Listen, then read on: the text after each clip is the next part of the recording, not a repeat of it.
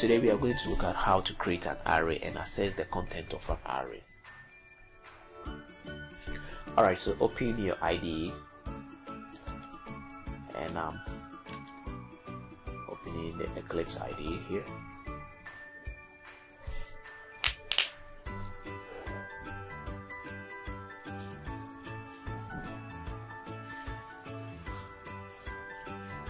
So create a new project. You go to File, choose New, and select Java project. Give a name to your project. So I'm calling it Arrays. Click Finish to create your Java project. Alright, so you click Create to create a model for your project. Okay. Now go to SRC, that is the source code. Right click on it, choose New, and go to Package. Alright, give a name to your package. I'm calling it Array Package or Array Pack. Okay, now go to your package or the array pack, right click on it, go to New, and choose Class. Alright, so that is the class, and give a name to the class. Here I'm calling it Array or Arrays. And because it is a program, you need to get a main method, so take the public static void main.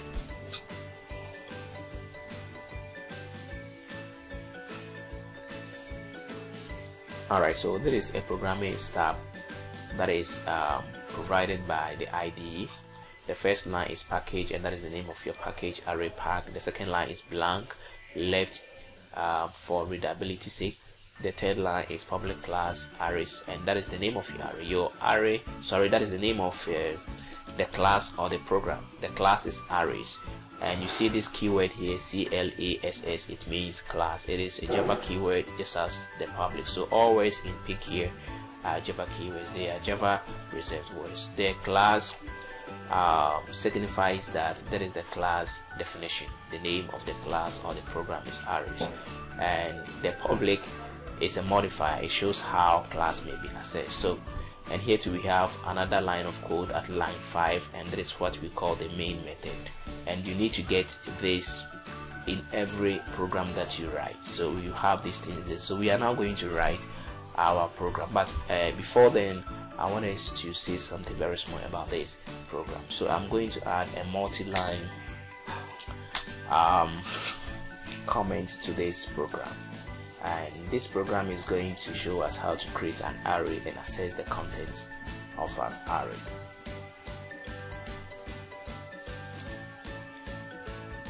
Okay, or let me say demonstrate.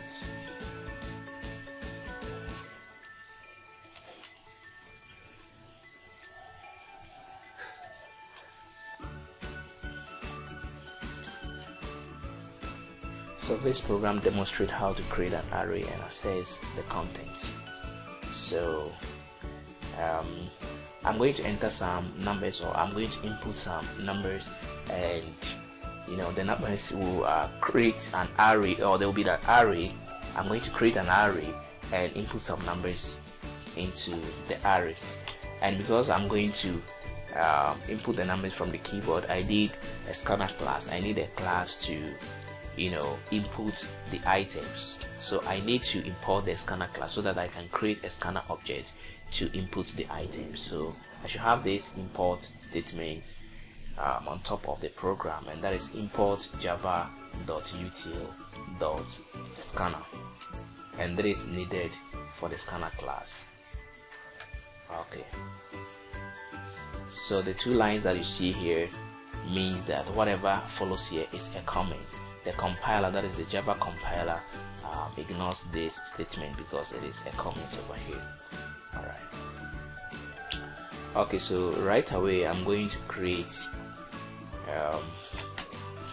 an array of integers, I want to input some numbers. So to create an array, you first have to show the type of array that you want to create. I want to create an array of integer numbers or integers, and here I'll type int for short, and that means integers. That is the Java keyword for the primitive type int or integers.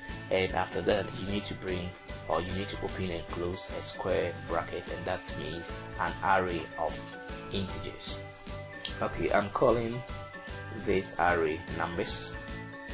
And to create an array, it is very similar to creating an object. You need the new keyword. So because I want to create an array, I'll type the keyword new. So new, then I'll bring int, then I'll open the square bracket again and put in the number 5. Okay, and close the statement with a semicolon. So let me comment something, or let me write something here to comment what I've done here. Create an array of 5 integers. Alright, so what the statement at line 15 means is that I am creating an array of integers here at this line, and I'm calling that array numbers. So what it means here is that the array is going to hold 5 integer numbers here. Now I have created it, so the compiler will create an array in memory, and it will link it up to this reference variable called numbers, and it will initialize it with the numbers 0000 because it is an integer. But I'm now going to fill my array. Now to fill the array, I'm going to input numbers from the keyboard, and to do that first I have to create a scanner object, and that is the reason why that I had to import the scanner class here. Alright, so I will write a short comment before I will create a scanner object. So create a scanner object. Alright, so that is scanner, and I'm calling the scanner object keyboard. Scanner keyboard equals new scanner, then system.in. Alright, so this line here, that is line 18, is scanner keyboard equals new scanner system.in. What it means is that I have created a scanner object, and the reason why that I have to create a scanner object is I want to input something from the keyboard to my program, and to do that you need the scanner class to do that for you. So the scanner class has been imported here, and to use the class I need to create an object of the class. So I created an object of the class, and this system.in means that I am inputting something from the keyboard. So right from here I can now take something in. Okay, so I'm going to take in 5 numbers, and to do that I want to use the for loop to cycle through these 5 numbers. So I will type the for loop here, so 4, and I'll begin from I'll count from 0. So let me define or declare a number and initialize it at 0. So count is what I call the primary read. Then there should be a Boolean expression here, so count, and this expression will be true once the count is less than the length of the array, that is numbers.length. Okay, so that is the length of the array, and count will be increasing 1 at a time. Okay, so and for each iteration the program will ask me to input one number. So let me type something here. System.out.print is I want to print something to the console. I want the program to ask me something so that I input a data over here. So system.out.println, or sorry, .print.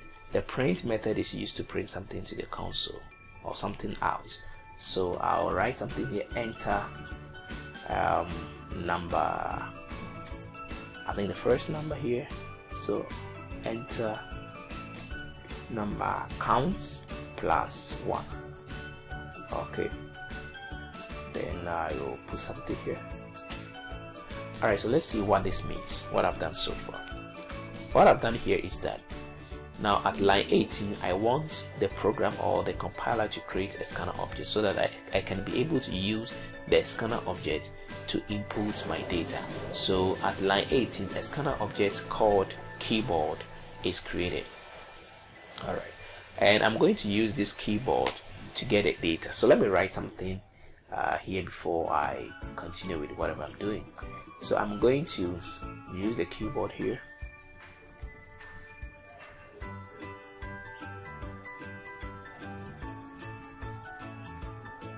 Okay. Alright, so now let me explain what I've done so far.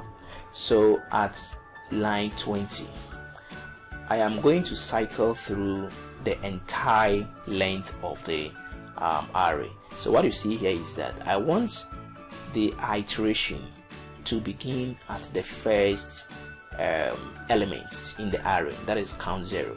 You know, when you have I said that we are creating 5 elements in an array. So with a 5 we don't count it from 1 to 5, we count it from 0. So the 5 elements are going to be 0 for the first, 1 for the second, 2 for the third, 3 for the fourth, 4 for the fifth. So that will be 0, 1, 2, 3, 4. Okay, so I'm saying that when you do the first iteration, the number here 0 will be less than numbers.length is the length of the array, and that is 5 here. So what this statement means is this. Let me write something here. Is something like, is 0 less than 5? That will be the first iteration, and of course 0 is less than 5. So because 0 is less than 5, the loop will run, or it will iterate. Then I'll have the first number, then it will now go on to the second number. So this 1, 2 here, count plus plus, will also execute, and it will increase the value of the count from 0 to 1. So the second iteration, the Boolean expression will now be 1 less than 5, and it's 1 less than 5. Of course 1 is less than 5, so that will also be true. So it will run again, and the third one I'm going to have 2 less than 5, and that will also run again because 2 is indeed less than 5, and I'll have 3 less than 5. It will run 4 less than 5. That will also run 5 less than 5, and here it will not run because 5 is not less than 5. So this 5 is less than 5 will make the Boolean expression false. So that means that I'm going to get how many iterations? 1, 2, 3, 4, 5, and of course we created an int array, or an array of 5 integers, so it's going to run 5 times over here. So for the first iteration I'm going to print out something to the console, that is system.out.println, .print. I'm going to see this statement on the console, enter number, then there will be count plus 1. For the first iteration, count is 0, so 0 plus 1 is 1. So you will see enter number 1. So that means I have to enter the number 1, then I'll enter the number 1. So the second iteration, you will see enter number 2. So that is how it's going to be. Alright, so let us run this program and see. So what you see at line 23, numbers, then you see count in square bracket equals keyboard.nestInt. That means I am taking in an integer. This .nestInt is a method of the scanner object keyboard. So nestInt will take in an integer, and it will store it in this element. It will store it in this space in the array. So here we will have numbers, maybe 0, that is the first slot in the array, numbers 1, that is the second slot, or should I say numbers subscript 0, numbers subscript 1, numbers subscript 2. So that is how it's going to be. Alright, so let me run this and let's have a look at how things work. Okay, so the first thing is that it says enter number 1. So that is what you are seeing over here. Enter number, then it will add the count to 1. So that is 0 plus 1. So enter number 1. Okay, the number 1, let me see, it is 45. Then I'll press enter. Then it will now ask me enter number 2, because right after I've entered the 45, the iteration or the loop will iterate again, and the value of the variable count will now increase from 0 to 1. So 1 plus 1 will be 2. Alright, enter number 2, and that is 21. Enter number 3, let me guess any number. Okay, let me see, 5. Enter number 4, 4. Enter number 5, 1. Alright, so that is that. So that will be the end of the iteration. Alright, after that, let's go on to the next one. So now we have learned how to input numbers into the slots in an array. Now I want us to look at how to print these numbers out. Okay, so after entering the numbers, let's see how we can get the numbers back. Okay, so that is the for loop used to enter the numbers. So I want to use the for loop to cycle through all the numbers and bring them out. Alright, so for then I'm starting from count again. So it will be the same thing here, because I'm cycling through all the numbers or elements in the array.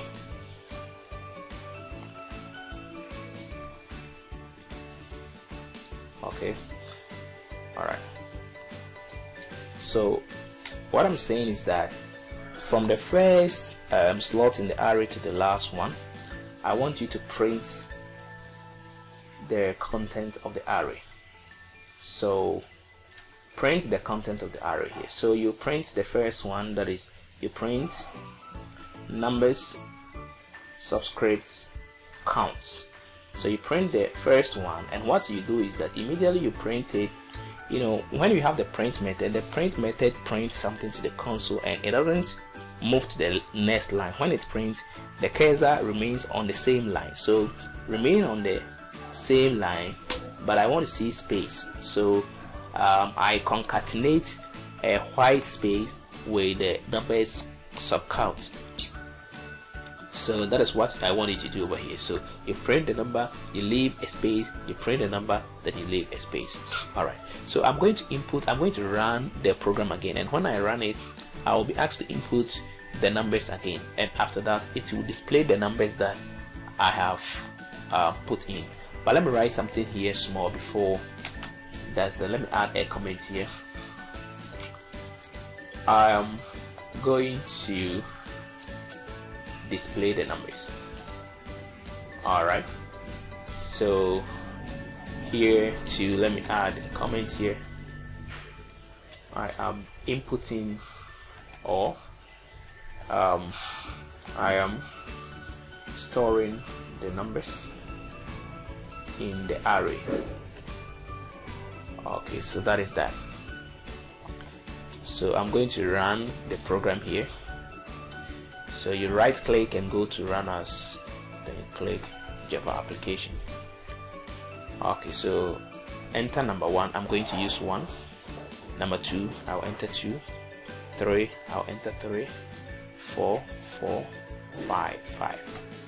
Okay, so that is 1, 2, 3, 4, 5. So these are the numbers that I've entered, and look at how the numbers have been arranged. They have been arranged horizontally, and there is a space in between each of them. So you see 1, 2, 3. If I had wanted the numbers to print vertically, it was just a matter of changing the print to print line. That means that right after printing one element in the array, move to the next line to print the other one. Okay.